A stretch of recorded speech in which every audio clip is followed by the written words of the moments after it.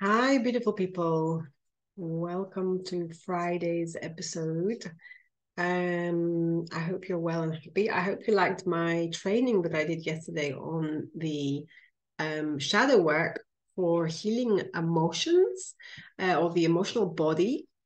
We are products of the physical, mental, emotional, and spiritual habits that we have, as I know that you've heard, but I want to drill it in. And today, or one of the concepts, one of the parts of EQ or emotional intelligence that we need to just also make, address very importantly, is the ability to have empathy and compassion for yourself, beginning with yourself and for others.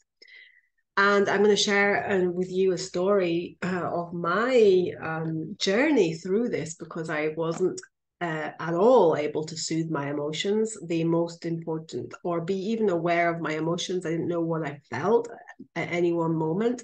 I didn't know how to soothe my emotions at any one moment. And with the toolbox that I've given you, and you can find on my channel, and the awareness practices that you're hopefully developing in your life and as rituals are love rituals, basically self-love rituals, are really, really powerful, and they have helped me and they help my clients to overcome pain, because if the internal stress, the emotions, unregulated and dysfunctional emotions cause in our lives is really quite severe, and we can really it can really take over our lives. So I really and EQ can be learned at any one moment, and there are many, many, many benefits, health benefits too, that have effects all over the holistic health and well-being. So I'm going to talk to you a little bit about how my journey through this healing process and my ability.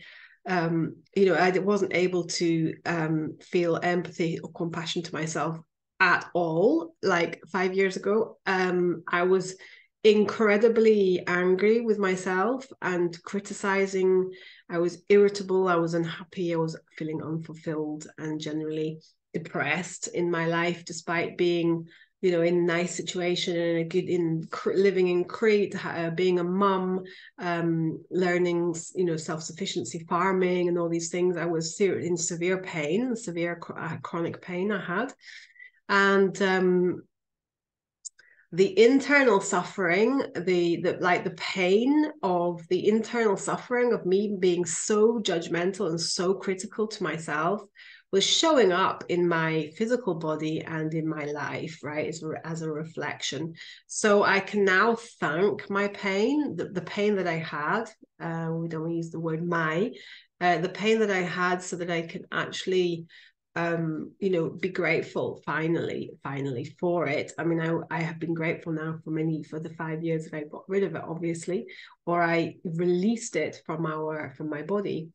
And it had a purpose, right? It had a giant purpose, and to try and show me this red light that was on all the time, that I had a very, very ugly part of me, that ugly, that I wanted to hide. And this, I'm being very transparent now and very authentic, to try and get people to understand that these ugly parts we all have. Their shadow parts. We squint at them. We try not to look at them, but they will show up in our lives.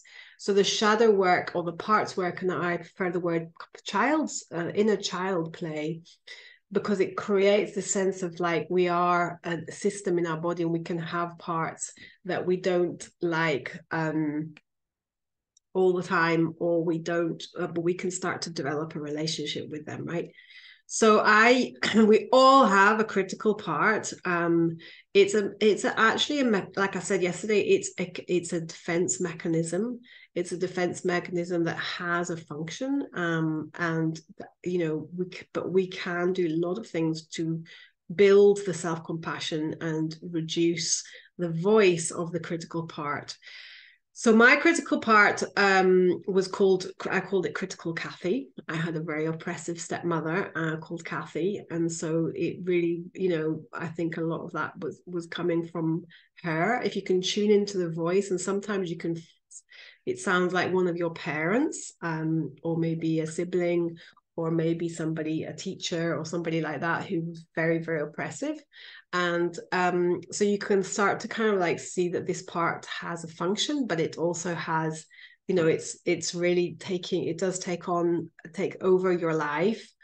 So through my healing journey, I was able to start to generate self-love, self-compassion for my parts, including Critical Kathy. It is work in progress. I just want to add that part work is not, it does become easier, and it does the parts like what's the word, once they're feeling loved, heard, and respected, and kind of seen and heard, basically they stop shouting so loud. But you can always tune into them a little bit more, and develop this relationship with them, just again like a child or children in your in a kindergarten of your system. It's a very nice analogy, because it creates this sense. So basically, starting to develop a compassionate relationship with your parts is a really beautiful way to start to learn how to be compassionate to yourself in general, and therefore you can be compassionate to other, building your EQ, your emotional intelligence. So just think, I mean, was my own worst enemy. I was scared of my own self-judgment. Think of this internal pressure that this creates, constantly being criticized and judged for everything that I did, like 24/7. Just think about the kind of pressure that creates in your system, right? And this self-loathing and self-hatred. I mean, it was and we all do it, we all have it to a certain degree. You just check inside how much of your negative chit chat is, how much of your chit chat is negative, how much of it is your critical self judging you for, you should have done it faster, you should have done it better, you should have done it sooner, you should have known that. I was terrified of my emotions, because I would judge myself so harshly, that you're a bad mum for shouting, or and angry people are not nice, and what's wrong with you? You should have already done this, or get over it. Because I was spiritual I had worked on myself a lot over from a very early age. I started working on my inner world, because I was so unhappy, so I had to work on myself, right? But so I had a very big judgment of, I should have done it, I already know this, I should have done this already, all that kind of stuff. So so basically your parts are coming up, so that you can start to build a sense of self-compassion, and think of your parts like you're starting to love and create a relationship with children, like I said. So yeah, it's a really, really important thing. You would never talk to yourself the way you talk to, you never talk to your best friend the way you talk to yourself. So start using that as a reference, that you're going to start to talk to yourself like your best friend would talk to you, with encouragement, with compassion, with self-love, with a kind of like a cheerleader stance. Your body is always listening. So if you say things like "stupid me," "oh, that was so dumb," "what an idiot," "oh, all these kind of things, your brain, your body is always listening, right? So we just have to start to bring the kind of light, shine the light of consciousness into that, right?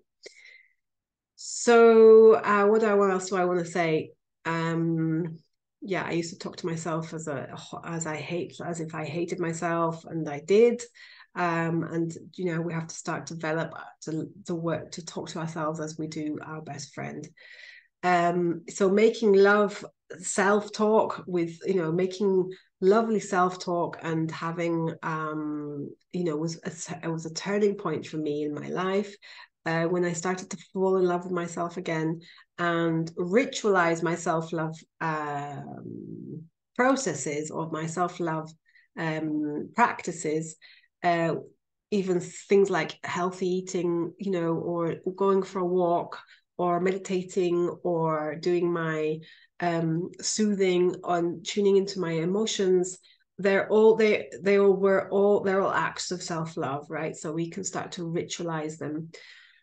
So I would suggest that the parts work is a really easy place to start, and just create a sense of curiosity and sense of connection to self, and start using soothing words and reassuring words regularly. So I'm okay, I'm safe to have my emotions. That kind of starts to lay the foundations for the deeper, more kind of like shadow or parts work. That would be, you know, so building a muscle of self-compassion is vital. You can't love yourself, you can't love others if you don't love yourself. So therefore, the compassion and self-compassion starts with yourself, right?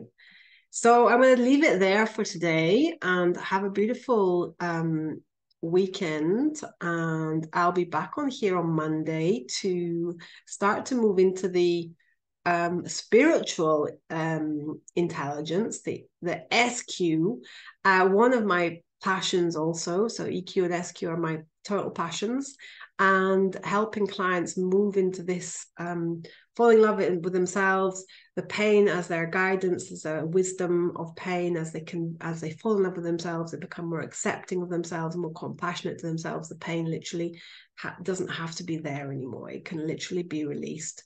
And I've seen it countless and, you know, times with my clients from all over the world. So you know, start today. There is no time like the present. And I love you and leave you, and I will be back on here on Monday. See you then.